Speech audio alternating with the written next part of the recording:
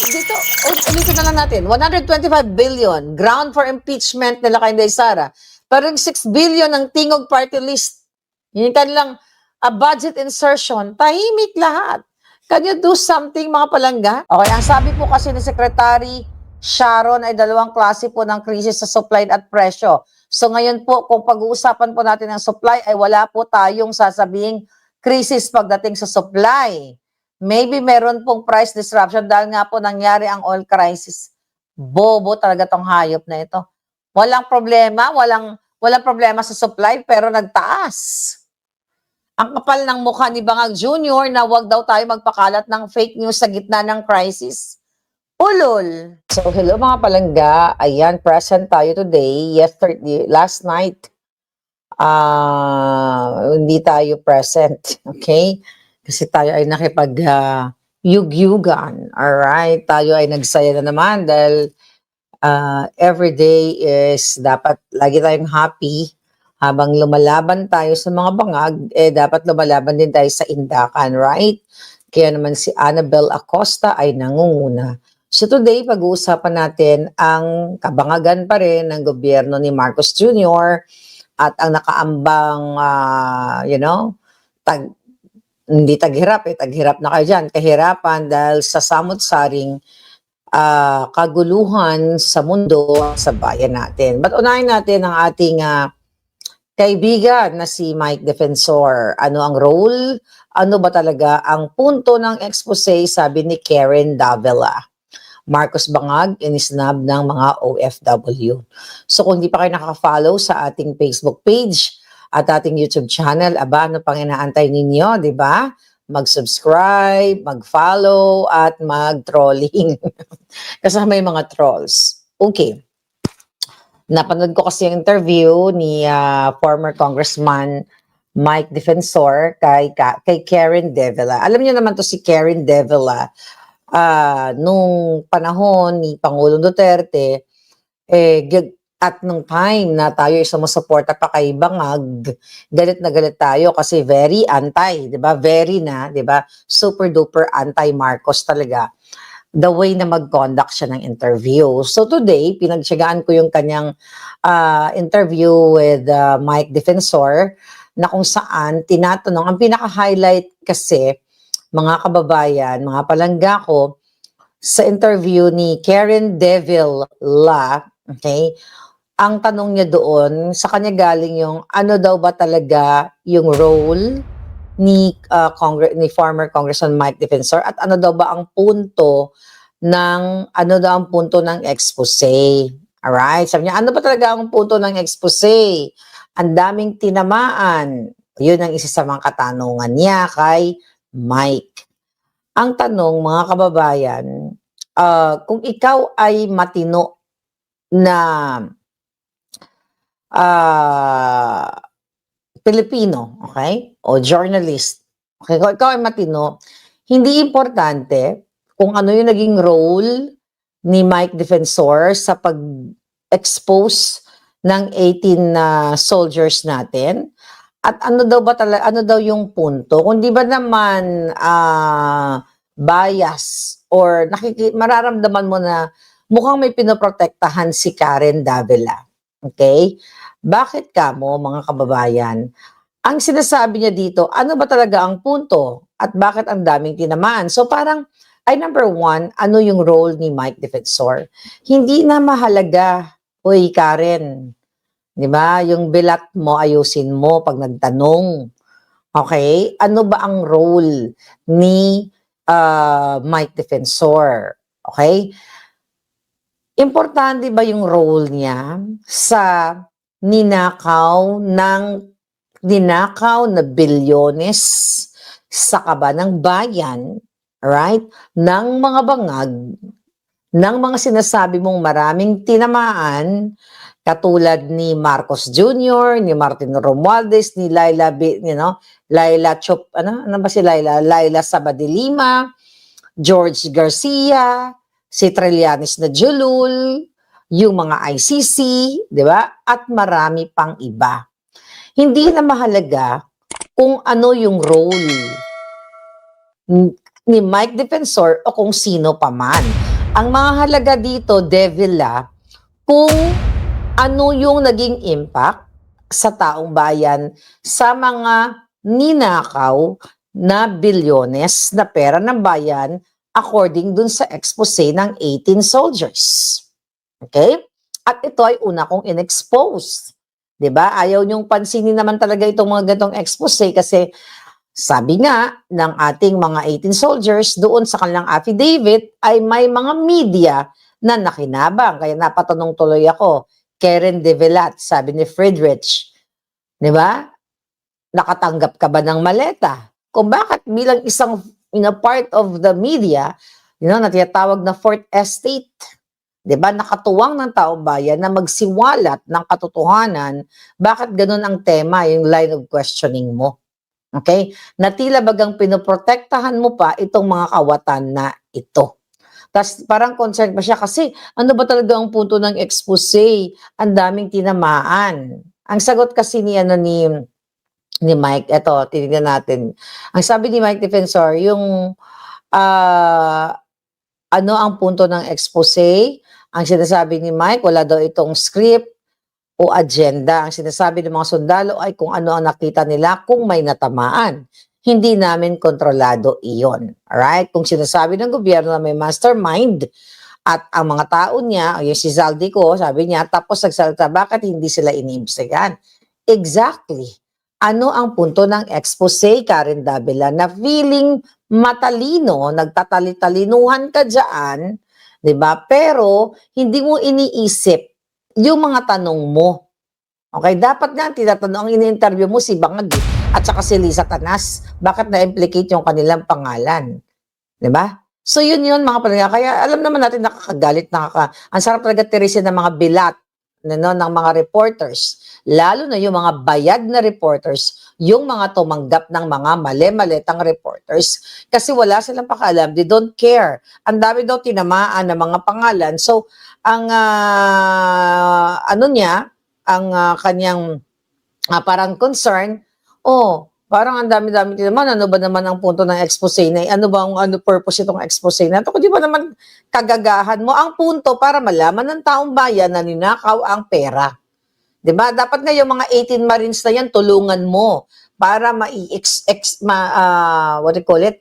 lalo silang mabigyan ng platform para marinig ng taong bayan kasi kasama ka dito sa taong bayan unless, kung ikaw ay part of the Maleta Gang.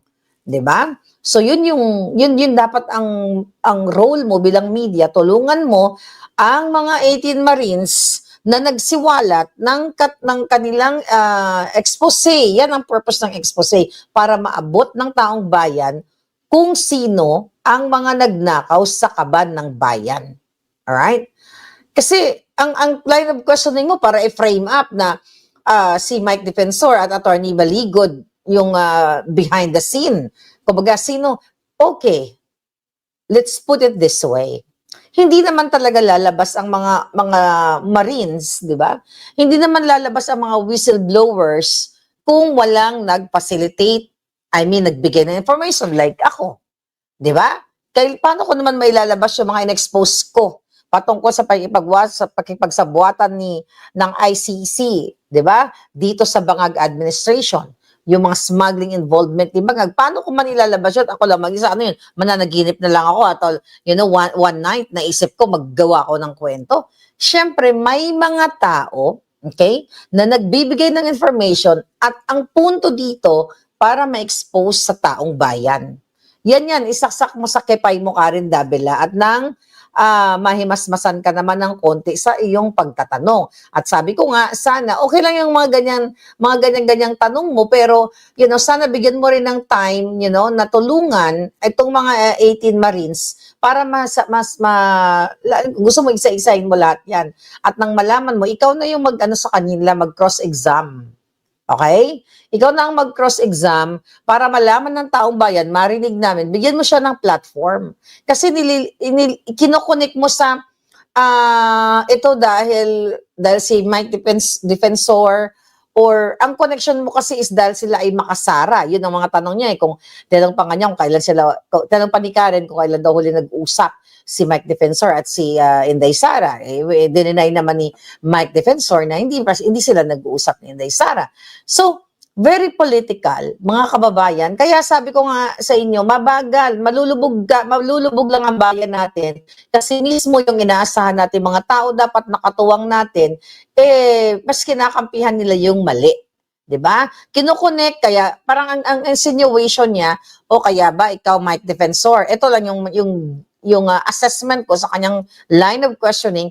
O siguro kaya mo ito tinulungan kasi 'di ba inadmit naman ni Mike at ng kanyang wife, si Julie na yung sasakyan nila ay ginamit para sumakay itong mga 18 na Marines na ito. So kung ako lang may capacity, 'di ba? Kung ako lang may capacity, kahit na yung mga pamilya niyan, bibigyan ko pa ng pera eh. Alam mo 'yun, kung ako may pera, 'di ba? Bibigyan ko pa sila ng pera kasi ngayon nagtatago sila dahil gusto pa silang patayin ng gobyernong bangag dahil sa kanilang expose.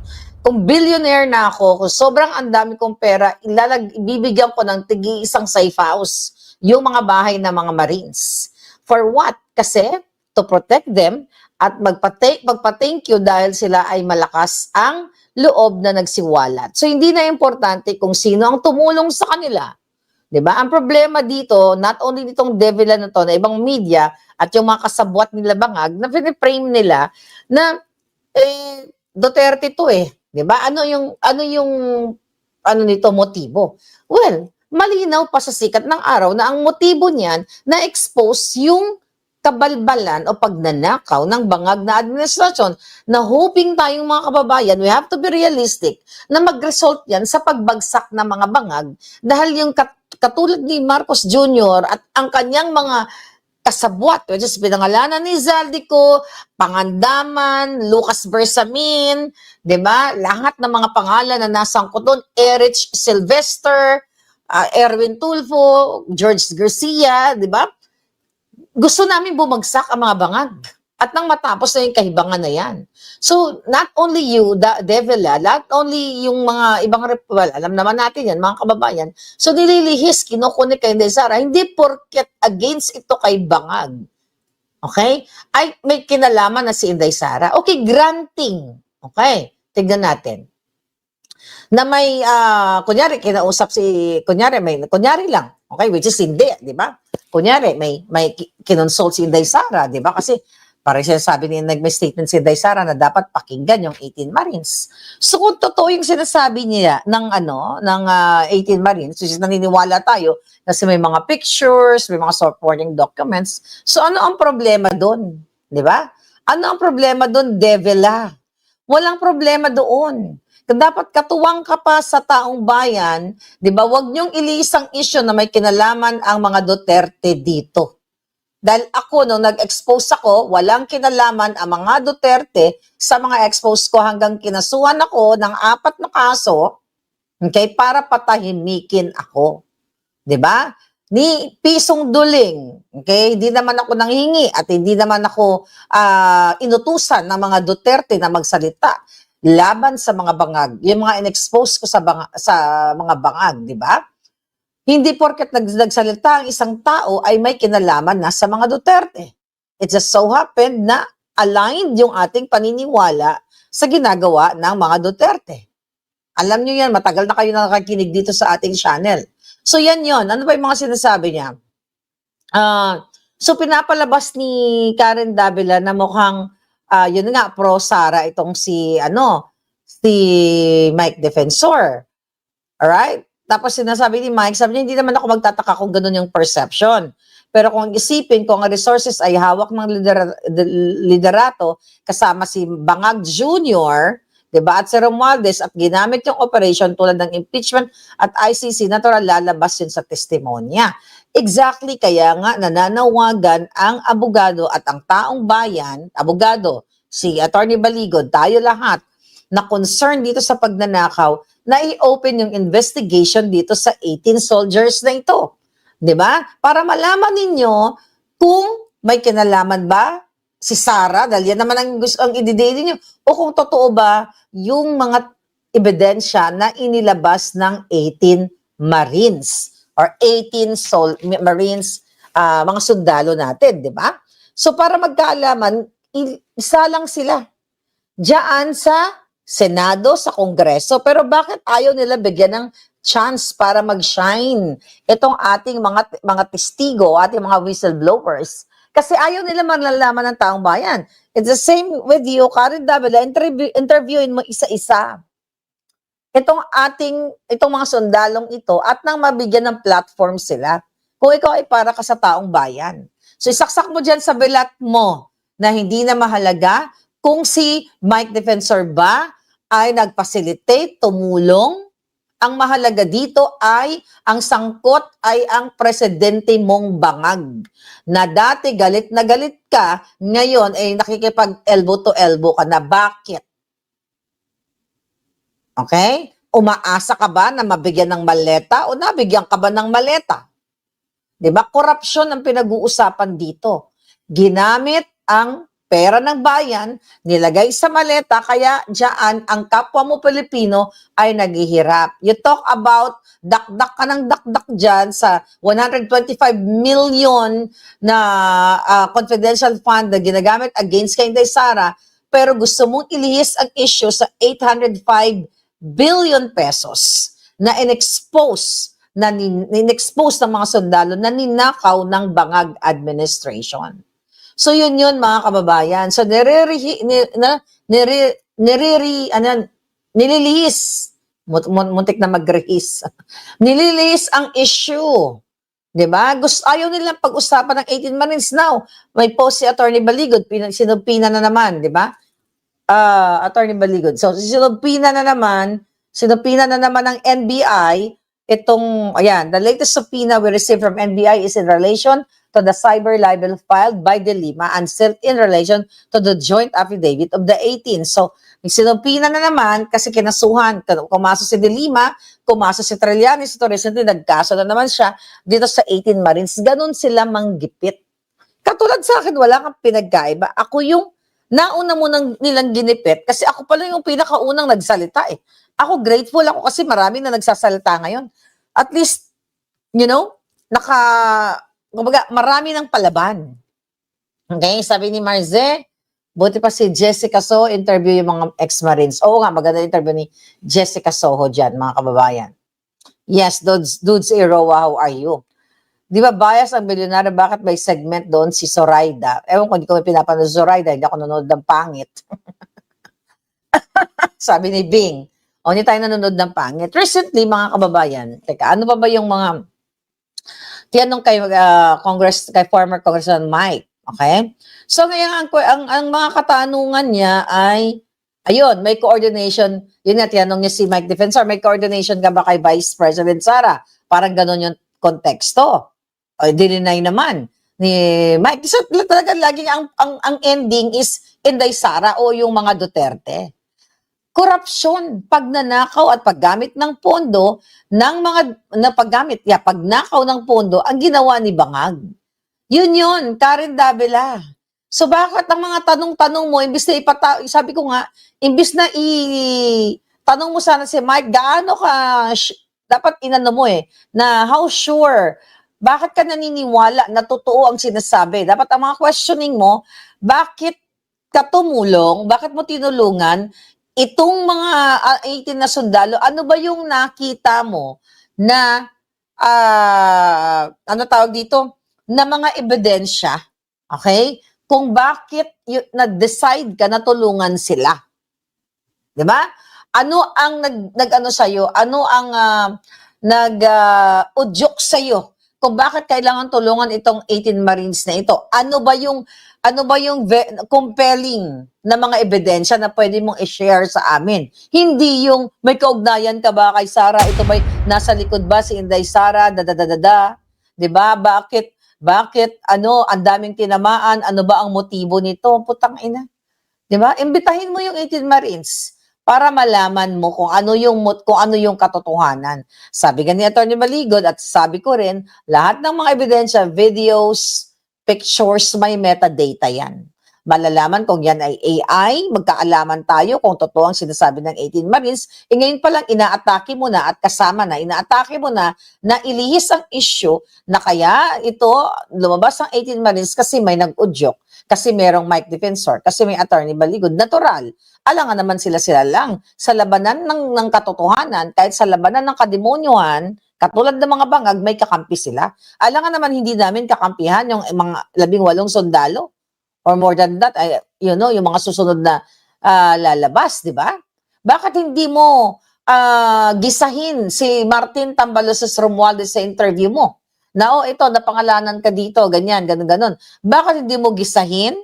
Bakit hindi mo interviewin si Lisa Tanas? Bakit hindi mo interviewin si Bangag Jr.? Okay, bakit hindi mo interviewin si Pangandaman? Si Lucas Bersamin? Bakit hindi mo interviewin si Delima? Sa kanasasangkutan lahat ng mga bigatla dapat interviewin mo. 'Di ba? So ngayon, yan mga palangga, ang kanilang ginagawa. Well, tulong-tulong naman kasi talaga yung media para idiin, okay, ang mga Duterte. Okay? Tignan mo, wala nga silang pakialam kay 'di ba? Kay Master Sergeant Gutesa. Ano nangyari doon kay Master Sergeant Gutesa? Hindi na natin alam kung ano nangyayari dahil pinatahimik na ng mga walang hiya. It just so happened, nung ako ay nag-expose, hindi nila ako kayang patahimikin. Yan ang una nilang gawin, patahimikin si Maharlika. So, tinulungan ni Defensor, ang ano dito, ang bottom line dito, Devila, dapat mailabas sa taong bayan kung may katotohanan ng expose ng 18 Marines. Hindi na importante kung sinong tumulong. 'Di ba?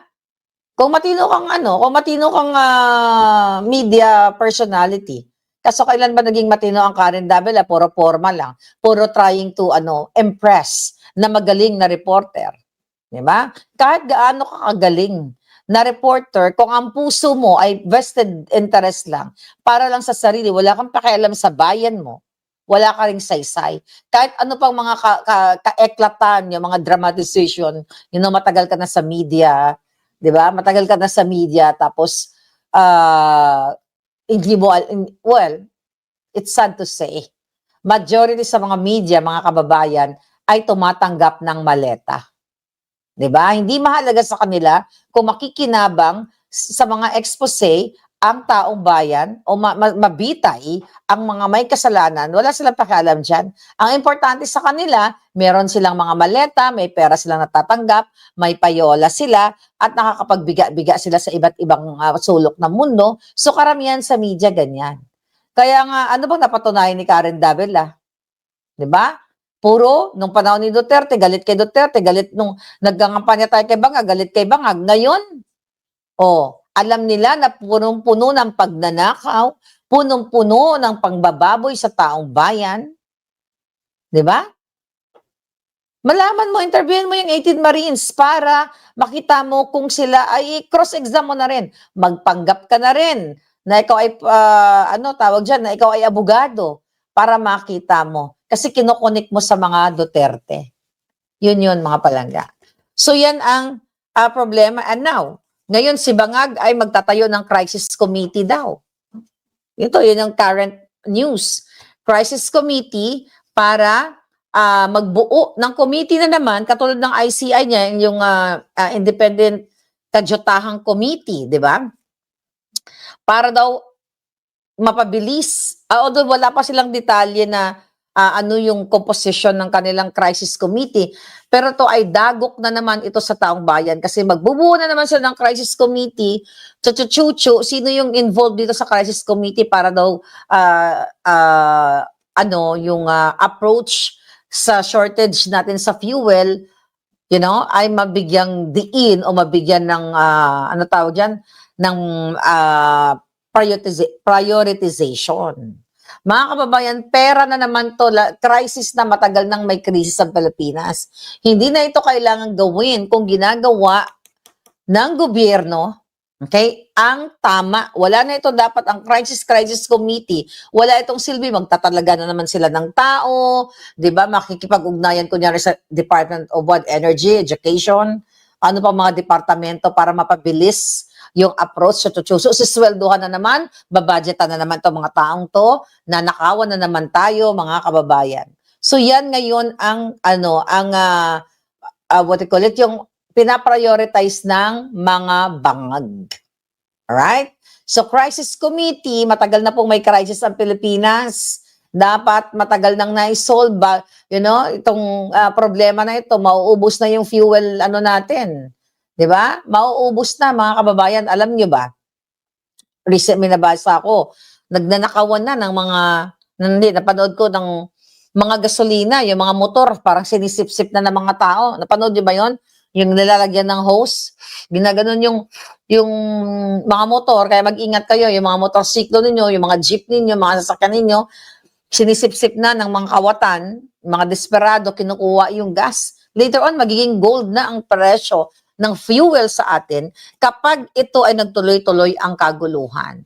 Itong crisis committee na sinasabi ni Bangag, wala yan saysay. Kasi in the first place, wala naman pakialam talaga si Bangag sa crisis ninyo eh. Dramatization lang na kunyari concern siya. Okay? Kung ano ang gagawin, tignan mo yung mga ayuda-ayuda niya ngayon, nakapaskil yung mukha niya. Magbibigay lang ayuda, nag-spend pa ng tarpaulin, okay? Para, magkano yung tarpaulin na yan? Ilalagay yung mukha niya para kunyari, what? Siya ang namigay? Pera ni Bangag? Itong binigay sa mga tricycle o mga drivers na ito? Magkano na ang fuel ngayon? Pag minalas-malas tayo dyan sa Pilipinas, kayo dyan, again, itong Kagyutang Crisis Committee, wala na yan. Babagsak hanggang, based on sa article na nabasa ko, dahil ang sabi ni Bangag, we have like 59, you have 59 days na enough supply for the fuel. O ilan na, mag-iisang buwan na. Ilang days na lang, isang buwan na lang. What if, kung mag-prolong itong bang-bang-bang na ito, dahil wala nang papasok, bagsak lahat. Putol, ano yun, sa-stop lahat, infrastructures, hospitals, yun ang kawawa. Kasi lahat gumagamit ng gas, ng fuel. Gumagamit ng power supply. Di ba? I mean, yung power supply, kailangan ng fuel. O, tignan nyo, ano mangyayari dyan? Sa mga ospital, di ba, may mga nag-oxygen, may mga nag-nebulizer, kung ano-ano mga medical equipments. Kaya kawawa Pilipinas kasi hindi tayo prepared. Itong Kagyutang Crisis Committee na ito, dapat pag upo pa lang ni Bangag, meron na itong committee na ito. Hindi sana ngayon, baka hindi ganito ang sitwasyon sa Pilipinas. Kaya nakakatakot ito. Paano ngayon i-transport yung mga gulay ninyo? Napag-usapan natin in the past. Mga gulay, mga produkto, baboy, manok, itik, arikitik-itik. Di ba? Kung wala nang fuel na papasok sa Pilipinas. Si Bang, nagtatakas na niyang putang inang yan. Okay? Kaya nakaka-alarma talaga to. Ngayon, bibigyan kayo ng 5,000 pesos, pipila kayo dyan, mga tricycle drivers. Hindi ito ang approach. Long-term approach, dapat pag-upo pa lang. Puro sabi ni Bang, wala tayo, normal lang tayo, walang tataas yung ganun pa rin yung presyo, mga teacher, magluluto kayo ng toneladang pansit, chuchuchung kaputahan, putang ina. Bagsak. Nararamdaman niyo ba ngayon dyan sa Pilipinas? Ako natatakot ako. Nagwo-worry ako talaga. Kasi kung patuloy pa na ang war, okay? At walang papasok na fuel at tataas lalo. Kasi hodang may papasok man ako magiging ginto na baka later on ang gasolina mahal pa sa ginto. 'Di ba? Paano kayo dyan? Kaya nga sabi ko, yung mga taga Maynila ang kawawa. Yung mga taga probinsya, kasi kayo, mag-survive kayo. Kahit hindi kayo mamasahe, kung may gulay kayo, malapit kayo sa dagat. Kahit paano makakuha pa kayo ng isda, kahit palaka dyan, pwede nyo kainin. Pagdating sa kagutuman, pag walang-wala na talaga. O sa mga probinsya, may mga buko kayo. You can survive. Organic pa, kinakain ninyo. Paano yun nasa city? Diba? Paano yun nasa city? Puro committee, eklabush. Ang ginagawa ni Bangag. Recently, may mga nag-close na 200 plus na mga gasoline stations. Sabi ng mga ulol dyan sa PNP. Ang question natin, nag-close ba talaga sila? Because of what? Wala ng supply? O nag-close sila para mag-hoard? Baka sila ay mga kamag-anak, kaibigan ni Bangag, mag-hoard para itago nila itong mga fuels para pag, let's say, magkano? 102 na ang gasolina per liter? Imagine nyo? 102 per liter. Magkano ba yun nung bago nagyera, Marcel? So imagine mo, pag tinago nila, tapos ilalabas na nila kung 1,000 na 1 litro ng gasolina, edi instant yaman sila, di ba? So ito yung impact kapag ang gobyerno mo ay bangag. Okay? Yan ang mga mainit na issue ngayon. Babalik ako dito sa 18 Marines. Diba? Ito si Trillanes Ulo, nag-file na naman ng kaso. File here, file there. Pagigipit, pananakot. Diba? Pagbibigay ng burden sa mga nagsasalita. Ito yun, mga palangga. Sabi ni Celeste, 120 na po ang diesel sa iba. Grabe. Saan pupulutin ng Pilipinas? Kasi hindi prepared. Dahil bangag ang presidente niyo, adik. Wala silang pakialam. Wala pa po akong update, palangga kay Din. Nag-message ako. Mukhang wala na yung phone number niyan dati. Nag-message ako sa Instagram, ay sa Facebook, hindi pa rin siya sumasagot. I hope he's okay. Okay? Yes, sabi ni Marcel, palaka si Satanas. O, yan ang kainin kapag nagutom na yung Pilipinas. Puro kaso-kaso. Nag-file ng kaso, si Trillanes, wala na. Puro sila ganun kasi totoo eh. Kasi talagang ginagawa nila ito para matakot yung mga nagsasalita. Magkano na ba ang sahod ngayon, sabi ni Russell? Skyrocket gas price. It's so scary. Sabi ko nga, I think bago magbang-bang-bang, I don't know, first week ng bang-bang-bang, sabi ko sana magdulot itong masamang nangyayari sa mundo, lalo na itong war na ito, sana mayroong good result, mayroong blessing in disguise, ika nga, sa ating bayan. Na pwedeng malaso na si Bangag sa kakapabotom niya. Sana may dalang kamandag yung mga boto na magpasok sa buli niya para tegi na siya, di ba? Oh, yun na lang ang titignan natin. Nasa 56 to 60. Wala pang giyera, sabi ni Marcel. Now, double the price na, di ba? Kawawa talaga kayo, mga kababayan.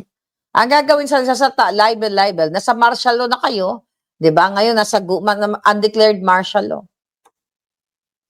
Nakita nyo ba yung pagtanggap ng OFW, pagtanggap? Yung ng OFW, yung pagdating, deadma kay Bangag. Dito mo makikita, deadma sila kay Bangag. Dito mo makikita na talagang ang mga OFW, ito, tignan natin, baka hindi nyo pa ito nakita. Ito sa Bombo Radio. Tignan mo, deadma lang siya, oh. Di ba? Walang amor. Oh. Nakita nyo? Parang wala silang pakialam. Parang wala silang nakita. Oh. Anong ibig sabihin yan? Ang layo, di ba? Noong panahon ni Pangulong Duterte, nakita ninyo kung paano mahalin ang Pangulong Duterte. Meron dyan may nag-appear, di niya inapiran. Nakita nyo kasi, ang mga OFW, di ka natin alam kung OFW lahat yan. Baka mamang na-stranded lang yan doon sa ibang bansa, ay sa Middle East. Di ba? Alam mo, kapag mahal mo yung isang leader, makikita mo yung sa gesture ng mga OFW. Tingnan mo, wala silang pakialam. Kasi alam nila, adik yung presidente. Di ba? Wala man lang, si Pangulong Duterte, nung panahon niya, o si Inday Sara, dinudumog ng taong bayan. Wala pang bitbit na ayuda, dinudumog na. Sabi ni Kaloy, kasalanan ng mga Pilipino dahil ayaw nilang kumilos para patalsikin si Bangag Jr. Kaya nga. Let's look forward, sabi ko nga, let's look forward na may magandang mangyari kahit papaano, pero nakakatakot para sa inyo. Dati mo nagtaas ng presyo. Alam mo, dapat hindi pa nagtataas ng presyo yung mga ulol na yan. Kasi yung mga stocks nila, old stocks yan eh. Buffer stocks yan eh, ika nga. Hindi dapat sila nagtataas. Dapat kung ano, kung paano, kung magkano ang pagbili nila nung time na yon, kung ano yung market price, yun ang susundin nila. Kaya mapagsamantala talaga itong mga hayop na ito. Diba? Ang US may 11 to 12 years tax ng langis. Pero, okay, Pinoy pa rin, stock galing sa, ano sabi ni Abby, galing sa Alaska. Paitingin sa kanya, sabi ni Marzel. Yes. Ngayon, mga kababayan, okay, wala na silang inatupag kundi magkaso-kaso. And now, itong si Clarissa Taratara na nagyayabang-yabang, nakakasuhan, nag-counter niya yung kaso ni Leviste sa kanya, ni Leandro Leviste. Remember? I think sometime in January, nung kanasuhan sa ni Leandro Leviste dahil siniraan niya yung solar business ni Leviste. And now, nag-file din ng case for 500 million daw na danyos dahil sa kanyang sleepless night and anxiety. Dahil pinailan siya ng kaso ni Leviste. Buang talaga to si Castro, ano? 'Di ba? Tapos, ang yabang. Wala siyang abogado, sarili niya. Okay, tignan natin kung paano siya magkalat. Napakaboba pa naman tong Castro na ito.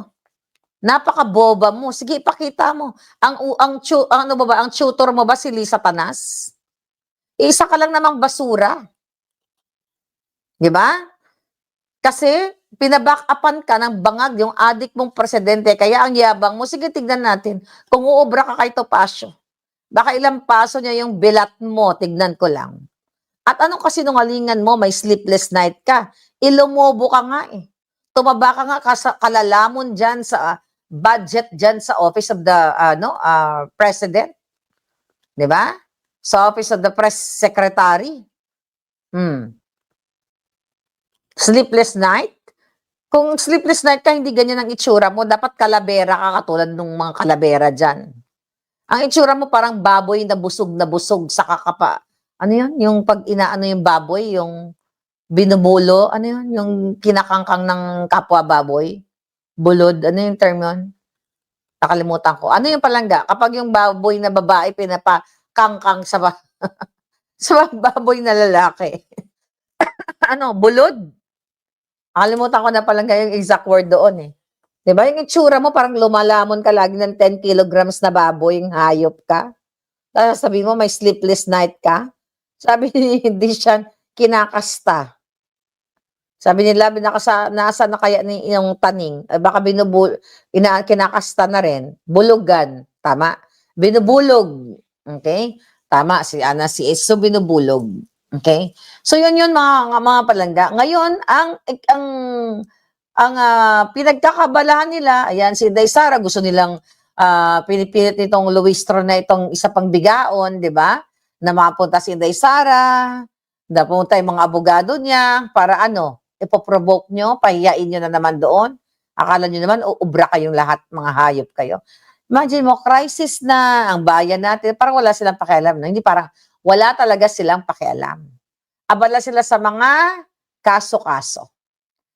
Sabi ni Castro, I already filed my reply and as part of my counterclaim, I'm asking for a 500 million pesos na danyos. Naka-file ko lang, di ba?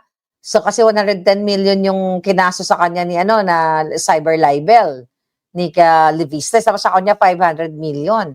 Alam mo, ganun sila manindak, ganun sila manakot. Remember that, yung mga cases sa akin? $2 million, ganyan-ganyan, na naninindak ang mga hayop, di ba? Bulugan, sabi ni Comic. Okay? Pahahabalan sa Bisaya. Ginapakastahan, bulugan. Okay, yan. Itsura niya. Mukhang lagi nakabulog, di ba? Yung pagmumukha niya, mukhang busog na busog sa paglamon dyan sa opisina ni Bangag. Okay, sa opisina ng mga trolls. Kasi siyan talaga ang mga trolls. Sila talaga ang manufacturer ng kasinungalingan. Tapos ito naman si Leviste, na sinabi niya kung kailangan daw ni Castro na magpagamot ngayon, bukal daw sa loob niya sagutin ang kanyang gastusin sa ospital. Tapos ang sagot naman ito ni Castro, boba, very good, he admitted that he's causing me sleepless night and anxiety. Kailan inamin? Kailan inamin ni Leviste na nag-cause ng sleepless night sa'yo? Sabi niya, very good, he admitted that he is causing me sleepless nights and anxiety so that he will be part of the case. So that will be part of the case, sabi ng Gaga. 'Di ba? Alam mo, ang bobo talaga. Saan sinabi? Ang sabi ni Leviste, kung kailangan niya ni Castro, ni Clarissa Taratara, magpagamot ngayon, bukal sa loob kong sagutin ang kanyang ospital. Ang interpretation niya, inamin na nag-cause doon ng sleepless night. Eh di boba talaga sa kabubabubahan. What do you expect? Ang kanyang amo ay isang bangag, isang addictus. Pero mamamatay din niya mga yan. Kasi ang mga nabubuhay sa kasamaan, mamamatay din sa kasamaan. Who knows, baka may maghuramentado, tarakan yung mga hayop na yan. You'll never know. Yes, sabi ni Sin Leviste was just being charitable. Oo nga. Ang bangag till this time, alam pa rin action. Ang bangag till this time, wala pa rin action over the oil crisis, sabi ni Selma Ang. Gagawa nga daw palangga ng crisis committee. Yun ang sabi niya. Paano naging attorney yung bobang yan, sabi ni Kato B. Ayun na nga, paano nga ba naging abogaga yung mga yan? Baka nagkodigo. Diba? Baka nagkodigo, kaya ganun ang kanyang eksena. Ngayon, may sunog daw sa Cebu, oh. Sumiklab ang sunog sa City Filter site sa Barangay Tisa, Cebu City, 2 hours ago. Yan ang mga headline ngayon. Alright? Yan ang ginagawa ng inyong bangag administration. Optics. Okay? Salubong-salubong ang 343 na Pinoy na nagdedma kay bangag. Diba? Wala na silang ginawa kundi mag-optics. Yan ang laman ng balita. Tapos ang drama ni Bangag, mga kababayan, meron siyang dama na tayo daw ay, ano sabi ni Bangag recently? Meron siyang kasinungalingan na naman. Okay? Nakita ko yung mga sayaw-sayaw ni Panda. Okay. Okay, ha? Okay.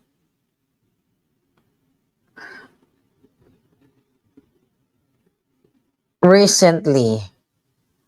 Alright. Sabi ni Bangag, ano sabi ni Bangag? Kapag pinabayaan natin ang isa sa atin, napabayaan na natin ang buong bansa. Kaya dapat magkaisa tayo. Putang inang ito.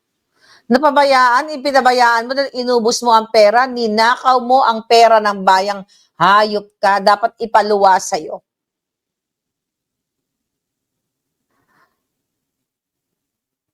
Di na kamata singiwi, sabi ni Lovely G.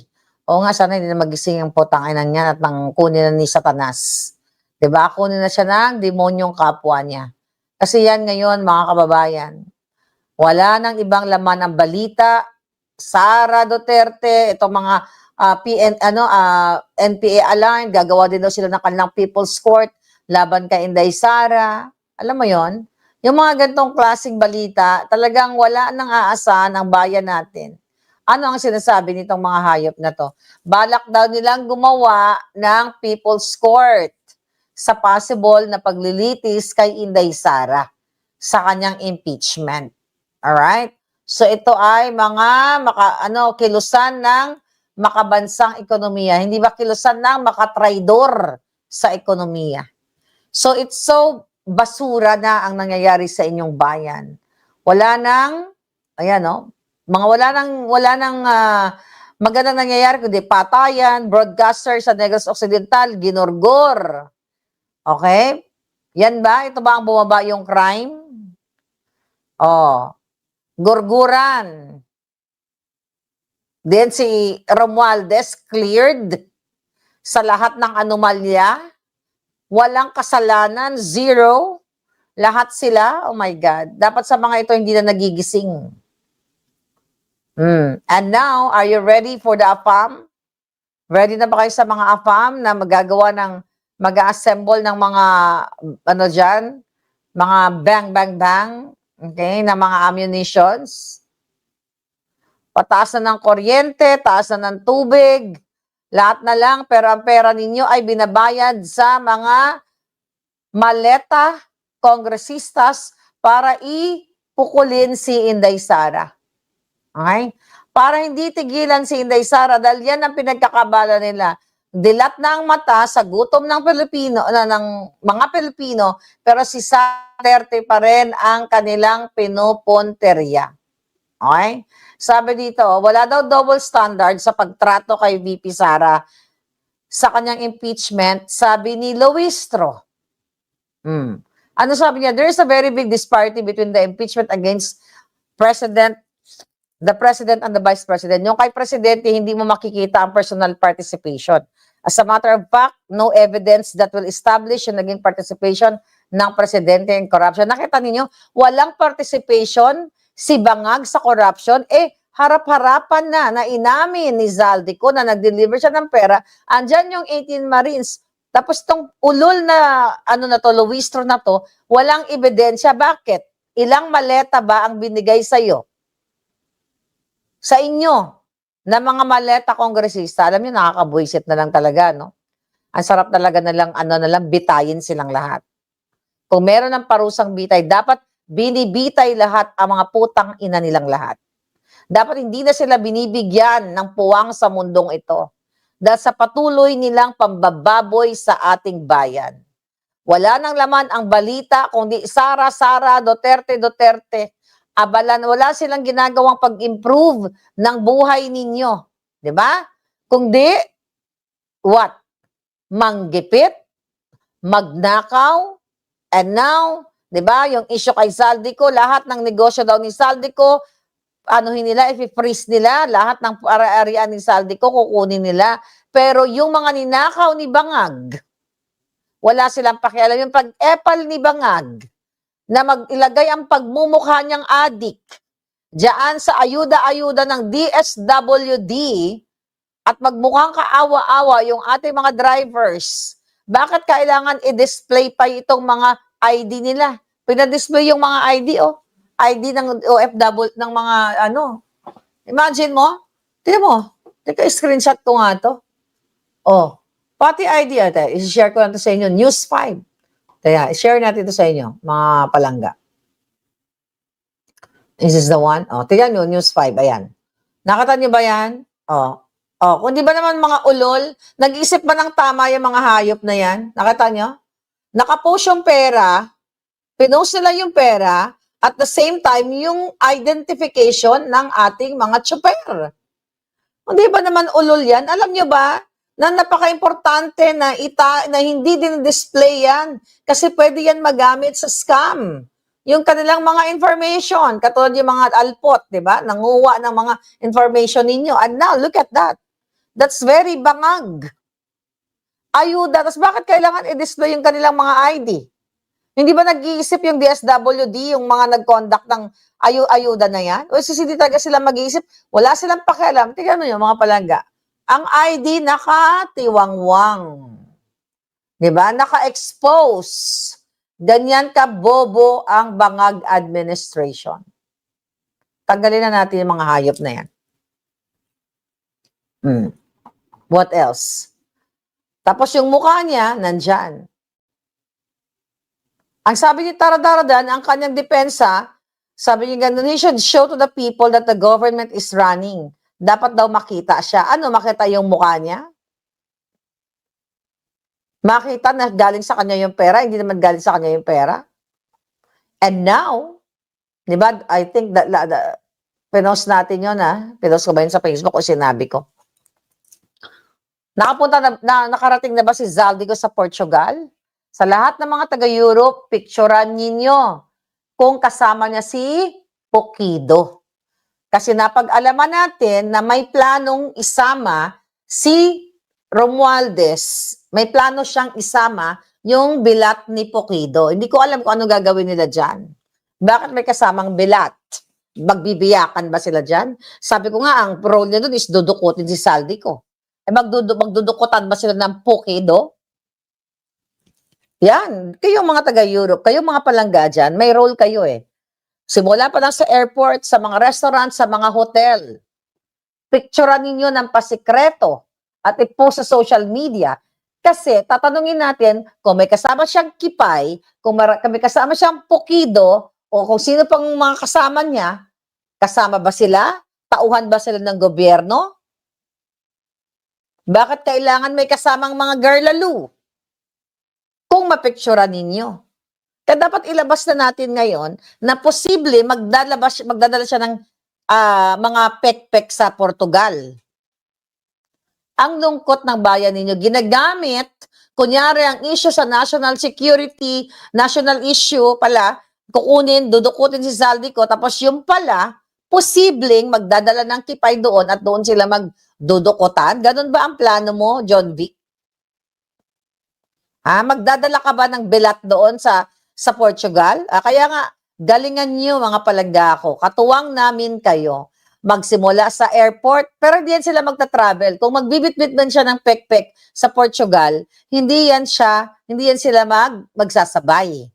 Siyempre, hindi naman nila ipapakita yan. Pero sa mga hotels, kahit saan ka magpunta, may mga hotels, di ba?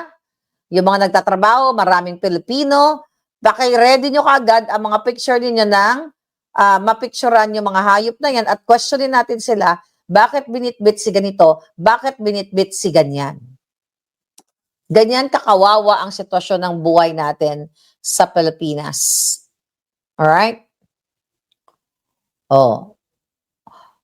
Dalawang araw na tigil pasada, magkakasa ng nationwide transport strike ang grupong Manibela at iba pang transport group sa March 26, 27 dahil sa patuloy na pagtaas ng presyo ng mga produktong petrolyo.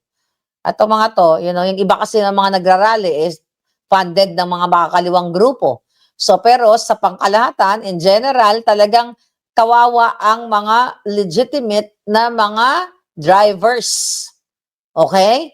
Drivers na nagsasakripisyo sa mataas na presyo ng gasolina dahil in-overpriced ng mga negosyante yung kanilang old stocks. Dahil pinagsamantalahan na naman ang consumers. I just don't know kung kailan kayo magsasalita laban sa mga bangag. O kailan ninyo tatapusin ang mga adik sa Pilipinas. Wala nang laman ng balita, kundi Sara Duterte, impeach, impeach. Wala eh. Tapos si Bangag, puro kapotahan talaga tong hayop na to. Di ba, hindi pa ba ito Hindi pa ba ito magugurgor? Ano mga dramatization nila? Puro pagnanakaw. Si Lisa Tanas, buhay pa ba yung hayop na yan? O baka nangingidnap na naman ng bata? O nagtatransport na naman ng pera ng bayan? Ay, nako. Sabi ng mga palangga natin, kailan kayo kikilos? Kailan nyo pananagutin ang mga bangag? Right? Kailan? Any question? Kung si Isko pala siya dati, bakit Sara na siya ngayon? Sabi ni Concern City. Sino? Sino yung tinatanong mo? Tungkol kay Isko Moreno. Ngayon, kikita ng malaki ang mga negosyante ng gasolina, doble ang kita, sabi ni Golden. Yep. Kawawa kayo mga consumers. Pwedeng malabag yung privacy ng mga jeepney driver. Sabi ni user, exactly, nalabag na talaga yung privacy nila kasi pinost yung mga picture, yung ID nila, di ba? Kasi nga, ganyan ang nangyayari kapag bangag ang presidente, bangag din yung mga sa DSWD, bangag silang lahat. They don't care about your identities, privacy, yung mga information. Ganito yung mga addict, di ba? Ang mga kartel katulad ng mga bangag friends, di ba? Silang nagpapatakbo diyan ng polboron sa Pilipinas. How sad naman. Isinumpa ba ang Pilipinas kung bakit nagkaganyan? Di ba? So yung mga nagpapatakbo diyan, mga walang puso. Walang puso ang Maleta Gang government. Patuloy kayong pahihirapan, patuloy kayong gigipitin, katulad ng ating mga sundalo, katulad ng mga nagsasalita, kaso here, kaso there. Hanggat walang naninindigan at walang tumatapos sa lahat ng kawatan. Kailangan yung tapusin na lahat ng kawatan sa pamamagitan ng boses ninyo. But again, if you're okay with that, then buhay nyo yan, di ba? Ano nangyari kay yes, sabi ni Klein, hindi pinansin. Hindi pinapansin si bangag ng mga OFW. Yun nga, yung topic natin kanina. Virginia de Los Hello Palangga from Austria. Vienna, I miss you guys. What else? Ang mga eksena. Chen from Abu Dhabi. Kumusta ka na? Felicity. Kumusta na kayo lahat dyan? Si Annie Barkatan. How are you? Si Ana Belia Costa. Majo. Okay, si Majo. What else ang pwede natin pag-usapan today? O malapit na naman ang kalbaryo natin. Ang Semana Santa. Ano gagawin natin? Magpapasyon na naman ba tayo, Palangga? Pagpapasyonin niyo na naman si Marlica? Ano yung mga headline? Ano ang headline ngayong araw na ito? Tingnan natin yung mga balita. Grabe oh. Halaga ng piso. Lalo pang bumagsak. All-time low. $60. 60 pesos. 60.3.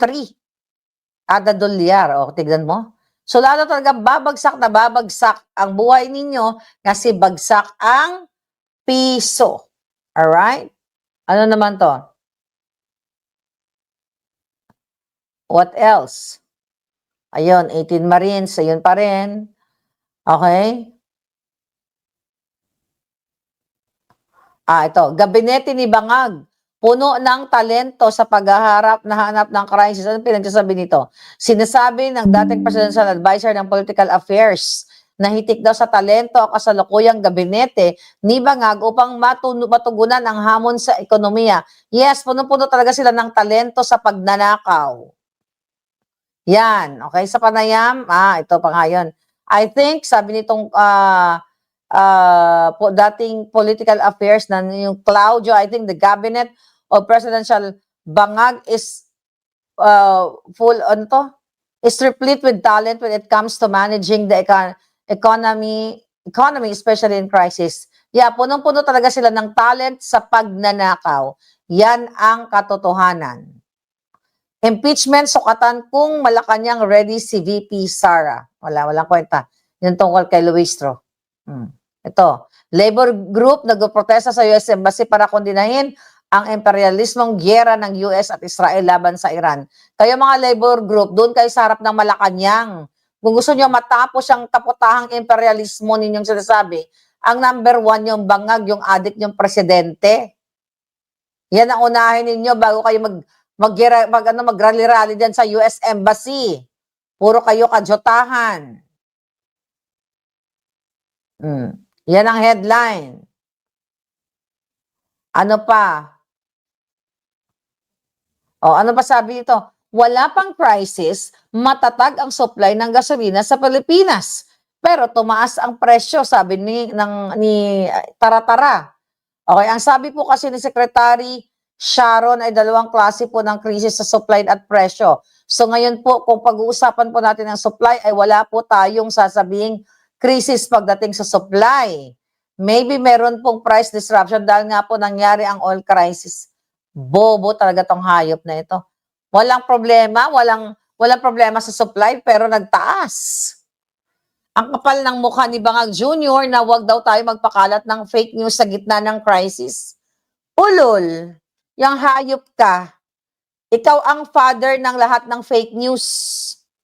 Ikaw lahat ang tatay ng mga kidnapper, snatcher, pagnanakaw, lahat ikaw. Kaya manahimik ka, Bangag.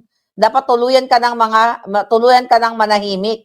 Sabi niya, bawat ito sa atin ay magagawa ng paraan para makatulong o kahit sa pamamahagi ng tamang impormasyon at hindi pagkakalat ng fake news. Apektado ka kasi sukang-suka sa iyo ang taong bayan. Huwag naman daw tayo sana dumagdag sa problema. Ulul! Puro trolls yung nasa account mong, hayop ka na binabayaran nyo ng milyon-milyon, kayo hindi satanas, kayong lahat, na mga hayop, kayong hindi pa kayo kunin ng demonyo. Sabi pa niya, alalahanin natin ang pagmamahal natin sa ating mga kababayan. Huwag natin kalimutan kapag pinabayaan natin ang isa't isa sa atin, napabayaan na natin ang buong bansa. Asahan naman ninyo na nandito lang ang pamahalaan bilang inyong takbuhan at sandalan. Oh my God! Pwede ba? Wala na bang kukulam dyan para mategi na yung putang inang yung hayop na yung Bangag na yan? Gagamit ka pa ng pangalan ng Diyos. Sa awa ng Diyos, stable pa ang mga presyo at wala namang masyadong pang-aabuso. Wala. Tingnan mo, Bangag talaga. Stable ang presyo. Nagdoble na ang gasolina, nagtaas na ang mga presyo ng bilihin. Kung nakakamatay ang mura ko, patay na silang lahat. Yan po ang inyong bangag. Tapos may mga optics, kunyari, nagyakap-yakap sa kanya yung OFW, inutusan lang yan. Yakap-yakap. Ano, binigyan mo ba ng pangkabuhayan? Teka, pakita natin itong optics na to sa inyo. Kadiri itong optics na to, mga palangga. Okay, pakita natin yung optics ni Bangag. Alright, here we go. Nakita niyo ba yung optics niya? Kunyari, yakap-yakap, di ba? Si ate yakap-yakap. May pakialam ba? Wala yan pakialam. Pang-optics lang yan. Saan na to si ate? Ate, nasaan ka? Anong kwento sa likod niyan? Walang pakialam. Binigyan ka ba ng pangkabuhayan showcase kayong lahat? Wala. Ginamit ka lang na optics. Ginamit ka lang ng mga hayop na yan para kunyari ay mahal si Bangag. Pero ang totoo, yung pinakita nating video kanina, dinidedma siya ng mga OFW kasi wala namang pakialam ang OFW sa kay Bangag. Dahil alam ng mga OFW ang ginagawang pagnanakaw, okay, ng Bangag administration.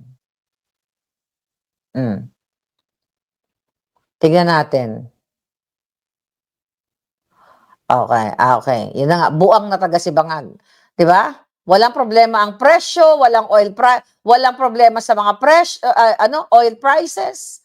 Saan ba nabubuhay na planeta si Bangag? Sa planeta ng mga adik o sa planeta ng pulburon?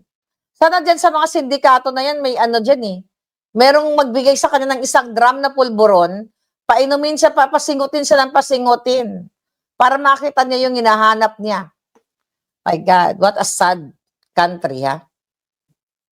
Are you still happy sa bansa ninyo? I mean, not sa bansa eh. Happy pa ba kayo sa inyong mga sitwasyon dyan? Sabi ni Marcel, artista yan si ating mukhang pera.